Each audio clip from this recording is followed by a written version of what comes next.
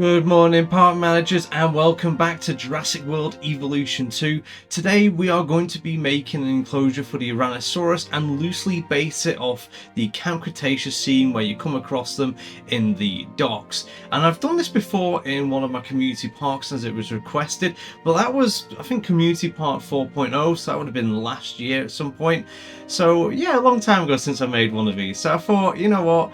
I'll make it again. I do get a few requests of people asking me to make enclosures where they are in like urban environments, and I thought this would be a great chance to actually do that kind of build. I do enjoy making docks, especially if you've watched my Site B videos.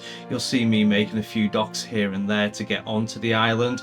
So yeah, I'm going to be making quite a simple one really. We do these stones around the outside as like wave breakers. I won't be doing it right all the way around because obviously the Ouranosaurus needs to get to the water source to get a drink. So we'll be only doing the sides and the front of the sticky out bits. I don't really know port kind of terminology. As well, we also need a place for them to feed. So we're going to be making this kind of garden-like area, and we'll put a bunker in here a little bit later, just to add more theming to this area, and also do like a bit of a rock sort of like feature in the middle. And we'll go back to that a little bit later and finish that off, and we'll continue with our dock side. The main reason why I just quickly did that was to remind myself I do need to put an area for them to have food, otherwise they're not going to be able to eat anything, which will be a bit of a disaster because then they'll starve to death and we don't want that. Anyways, I'll just sort of finish it off. I've kind of like put barriers around the outside of the rocks to make it so that our people, our staff workers, don't decide to just step into the rocks and get crushed in between the rocks by waves.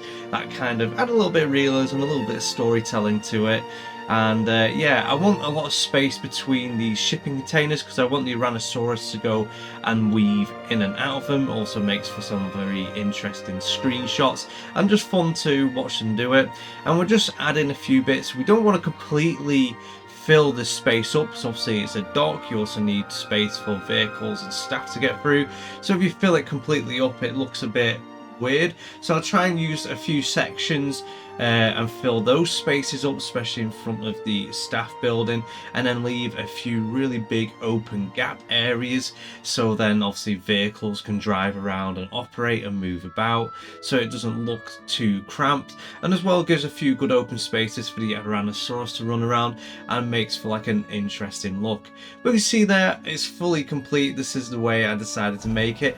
My last one that I made was I feel smaller, more cramped, so I did want those open spaces, and I used the Camp Cretaceous Ouranosaurus skin, and I feel like this looks really cool.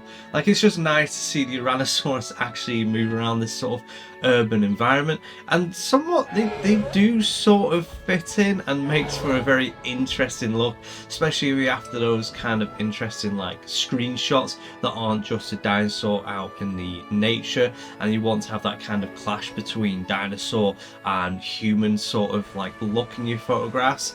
But yeah, honestly, I really enjoyed making this, and it's really simple and didn't take too long. I think at the best total, the longest bit was actually sorting out the shipping containers, but I think I spent about like 15 minutes making this, give or take.